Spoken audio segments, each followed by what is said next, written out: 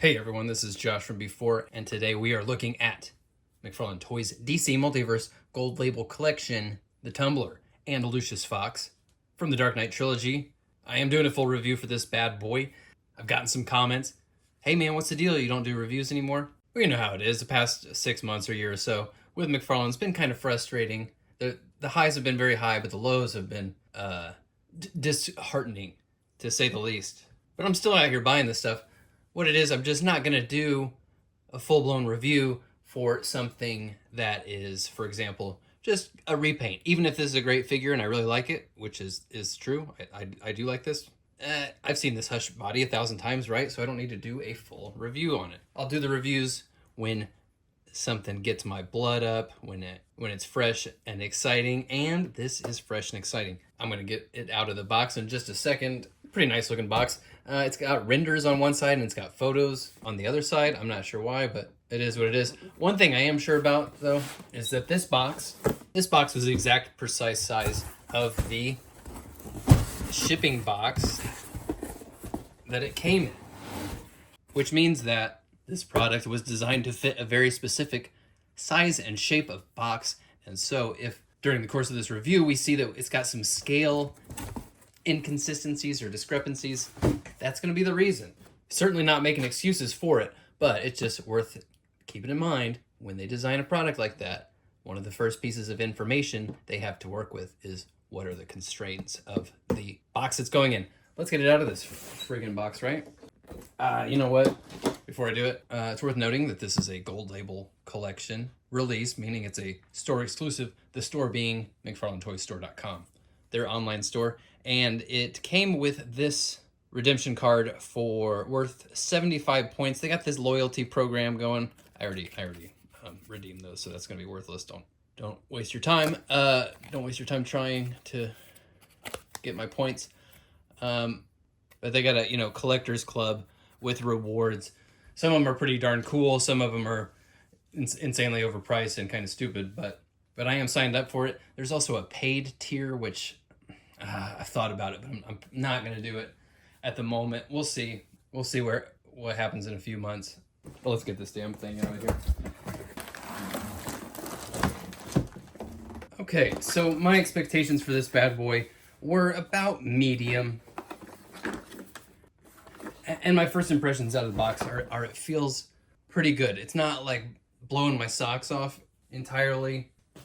It's got a decent heft. It's got more paint on it than I expected.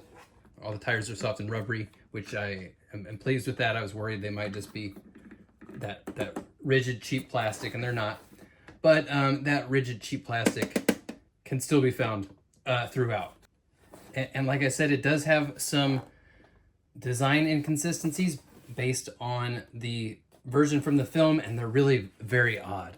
Like these little fins or spoilers or whatever, they stick up off the vehicle so high. They should, and the back ones here are super low. They should be all kind of like all three of these in a row and hugging a little bit tighter on that to the body of the tumbler. The biggest problem to me is the shapes here. This is just wrong. They've taken some liberties with the shape of this cow catcher here in the middle, and it's just noticeably wrong, and it's whack because the design of this thing is very odd, and it doesn't have as many kind of standout signature design features as, say, the Keaton Batmobile. And I think, you can kind of see, depending on what angle you look at it, it's prone to looking kind of boring. You kind of got to see it from just the right angle, and if you start to bend the design, it's liable to break. And this is a prime example. This is just wrong shape. And then you get to these kind of struts back here, these hydraulic little pistons or what have you. They're just flat here, and they kind of just look like Spin Masters. You know what I mean? And it really feels like Spin Masters when you pop open the canopy here. It's very, very lightweight, very chintzy feeling, and a lot of design choices in here where a lot of surfaces on the inside of the cockpit here where they've just knocked back the level of detail to, frankly, just like Spin Masters level of rendering. There's a little bit going on inside this canopy here with the steering column and the throttle here on the side. and a few little screens that are just, they're stickers, but at least there's some detail in there. Throttle there in the middle of the console that separates the two seats. That's right, it is a two-seater, which is nice, but my theory here is that in making it a two-seater, they stretch the front of the vehicle out width-wise, and it doesn't quite have that sort of taper. If you look at it in the film, it flares out a little bit in the back, and the outer tires stick out a little bit further than the edge of the vehicle.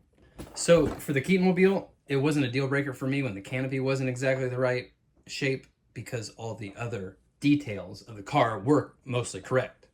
But the Keaton Batmobile has a lot of style. This is a little uglier. It's a little more utilitarian.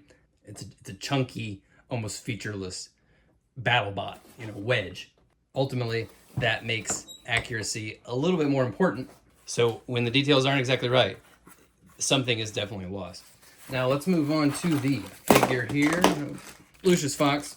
He's got his card. He's got a stand. He's got some extra hands. He's got accessories. We'll get him out. Hang on. Okay, here we go. And right off the bat, I'm very excited that we're getting just a fully civilian 7-inch figure for the DC Multiverse line. He's brand new, best I can tell. I don't think he's reusing any pieces from Two-Face. I'm sure we'll see pieces and parts from this figure reused again in the future, and that's totally fine with me, because I would love to be able to use parts of this guy as fodder, but considering he's a pack-in with a $90 vehicle, I'm not going to be getting duplicates of him. But that is a good-looking figure. Really, really great likeness of the secret end-game boss from South Park, Fractured But Whole. You can see he moves really well, although some choices were made here in some of these big cutouts. You can see the ratchety segments there, but he sure does move really well. And as far as I'm concerned, they did all right by him with the accessories they gave him. Although, hang on a minute. They gave him two identical right or left hands, which is just this open accessory holding hand. This hand, it looks to be, I think, holding this thing, this little remote control device in there permanently. Pretty sure this is a little doodad that, like, Gordon uses it at the end of Batman Begins to access the to get inside the Tumbler. But then he also has this separate thing that's like almost identical, slightly bigger. Maybe it's meant to be maybe it's kind of a phone. Like the only little identifying thing on there is that little square. I guess that's a camera. So maybe it's a cell phone.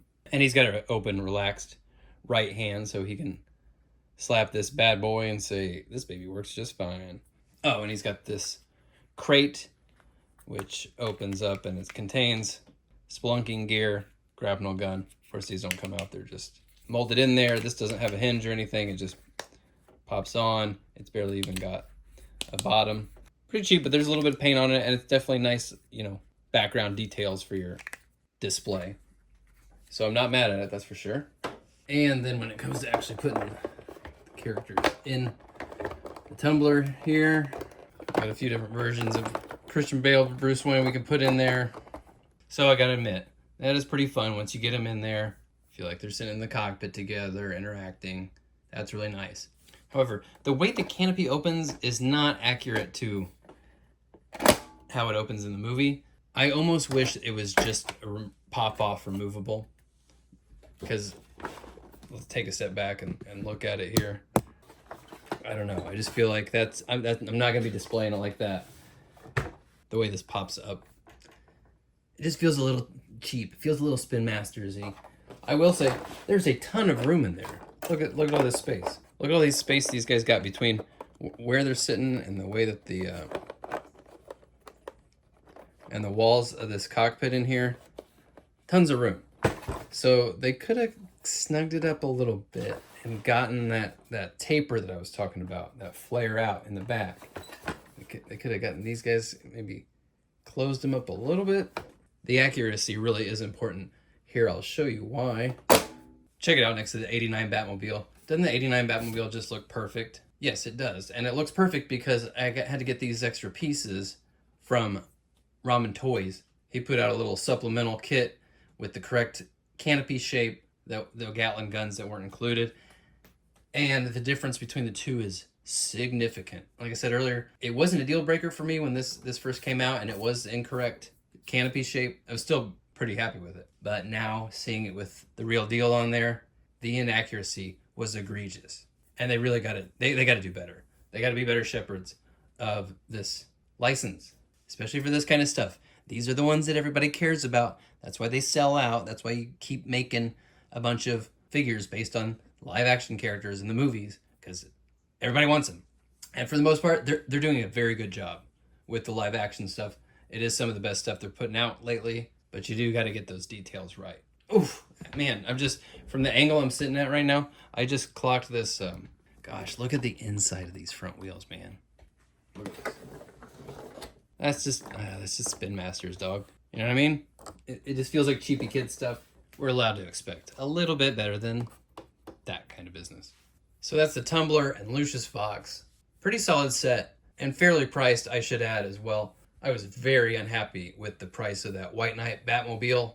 $90 for something smaller than the Tumbler, and that thing really looks like Spin Masters. But the price point for this was much more fair. I walked back off the ledge a little bit.